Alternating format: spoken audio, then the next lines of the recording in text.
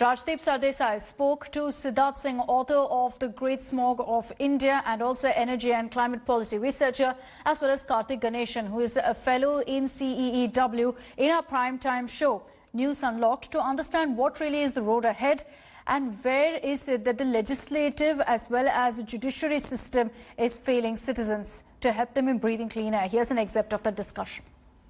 Let's first, therefore, examine the immediate solutions that the government is proposing to try and improve the quality of air that we breathe in North India. Karthik Ganesan is joining us. He is fellow at CEEW. He joins us. I'm also joined by Siddharth Singh. He is the author of a book, The Great Smog of India. He's an energy and climate policy researcher. I appreciate both of you joining us. Let's turn to what the government is proposing and what they told the Supreme Court yesterday, Karthik, because the government says we are coming out with a comprehensive legislation on air quality management in the National Capital Region and adjoining areas. Do you believe that a tough, strict law is what we need to improve the quality of air?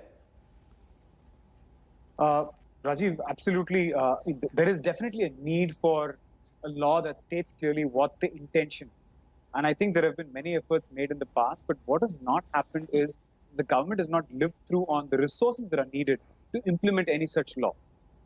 And in this particular case, right, I mean, we've been saying it out aloud, and a lot of civil society groups have been talking about it.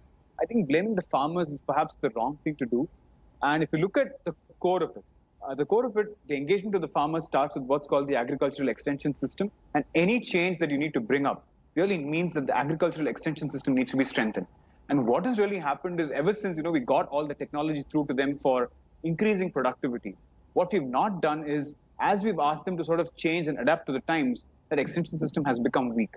And enabling them to sort of think beyond rice wheat cropping, think about other ways of cropping itself, right? Whether it is, using of this happy seeder or any other mechanism, is completely missing. And you need to put money into those systems.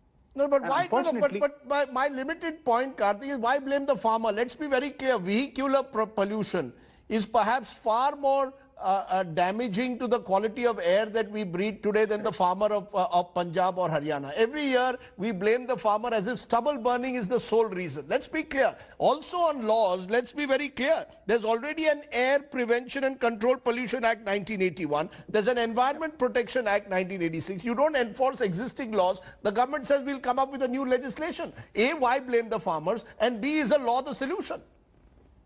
Absolutely. So all of these laws, so the pollution control boards and all of them have really been set up to monitor what was, legacy polluters, right? Legacy polluters are industries. So the role of all of these pollution control bodies was to really monitor what were industries doing. But in today's times, the sources of pollution are multifarious. You've got vehicular pollution in cities, you've got construction and demolition dust, you've got resuspented dust from, transport moving around, you've got stuff that gets blown in. Right, there's household air pollution arising from solid fuel use all around, the areas around the NCR, the rural areas. So the problem is the Pollution Control Board, that legacy entity, has very little say in the way each one of these sources behaves. They, at best, have the ability to monitor industrial stacks, right, which is your power plants and perhaps some of your, industries that are dotting the landscape here, which are also significant. But they have no control over any of the other items. And more importantly, they don't have the resources to even address what was in their remit. Siddharth Singh, let's be clear. The worry is that this is an annual problem. And the worry is that the government now, when faced by a court order, comes and says, look, we'll bring in a new law. We'll bring a comprehensive legislation. I know that there are countries like the US Clean Air Act, which empowers the federal agencies to take action against those who are violators. Do you believe that can happen in India? Can you really act against violators? Rajdeep, I would say, unfortunately, we do not have the capacity and the skills needed at the ground level to actually take action on the problem. So I think you're right that on paper, we may have the necessary laws, we may have the necessary regulations, such as the Air Act and so on. However, when it comes to actual implementation, our state pollution control boards are absolutely in shambles. I've been speaking with a few state pollution control board officials, and the state of play for them, is actually very worrisome. For example, we have situations where engineers who have no background in law are expected to write the first legal paperwork to take action against any polluters. Naturally, these laws and these cases end up being lost, or they end up being rejected at the first count, because obviously an engineer will not be able to do something like that.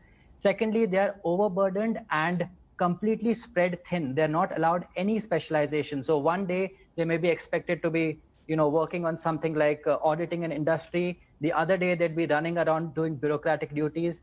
And in the case of the Haryana Pollution Control Board, they even have, responsibilities that have nothing to do with air pollution. For example, poultry farms are under their ambit.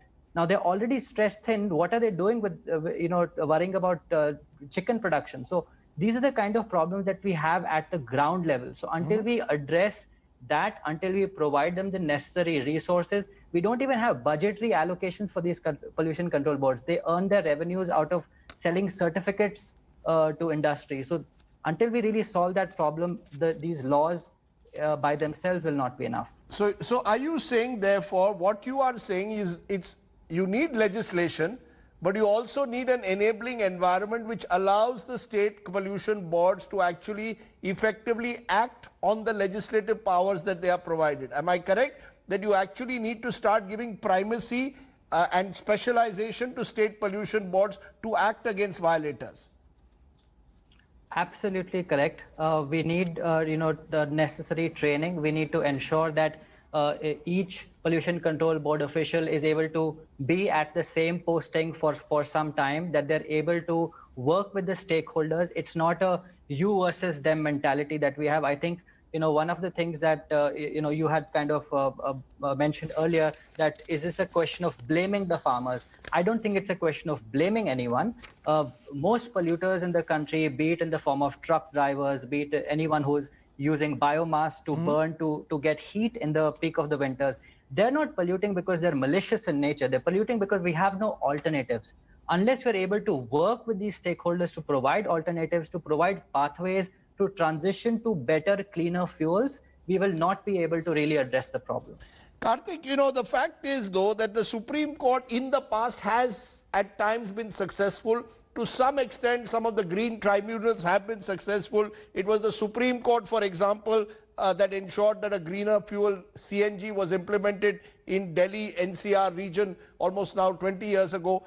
So do you believe that proactive legislation or proactive, a proactive Supreme Court and a green tribunal system is actually going to raise consciousness? Do you see that happening at all? Do you see any change at all? So I think the saving grace over the last few years, right, has definitely been this proactive judiciary that's really pulled up the executive and everybody at who's in charge of implementing all these policies. But what has really happened is that with this executive being devoid of the resources needed, it's become a bit of a joke, in the sense that, every now and then the chief secretaries of all the states get pulled up for not implementing, for example, the directives of the NGT or the Supreme Court. But at the end of the day, everybody knows that the money to pay the farmers, whether it's the 100 rupees per quintal or 2,000 rupees per acre, none of it is there with the states. So aren't each of these people actually in contempt of a court order? What is being done? Obviously, you can't put them behind bars for it, because the court knows that the wherewithal doesn't exist within the financial system that they operate in, right, to actually follow through on what the court says. At the same time, the court has also been sort of found wanting in its technical understanding of the issue. For instance, the smog towers that the court has basically been prescribing, right? It is such a ludicrous solution to the problem. But the fact is that the government of Delhi, under pressure from the Supreme Court, has had to commit 20 crores of precious resources to get this thing built in the next 10 months, where no university across the country is actually willing to touch it with a barge pole, saying that I don't understand the science behind it. It's vague at best. But yet, the activism on the Supreme Court, unfortunately, also pushes unscientific solutions for the problem. Right? I don't want to digress into that area, but unfortunately, I think beyond a point, the activism on part of the court doesn't really help. I think the executive and the legislature need to take the advice of scientists who understand the issue very well and put the money where the mouth is, and ensure that those sources of pollutions are addressed and in the manner that Siddharth has already spoken about. And that's all time we have in this edition of Reporter's Diary. Thank you very much for watching here on India Today. We'll continue getting you all the latest news and updates on the pollution crisis.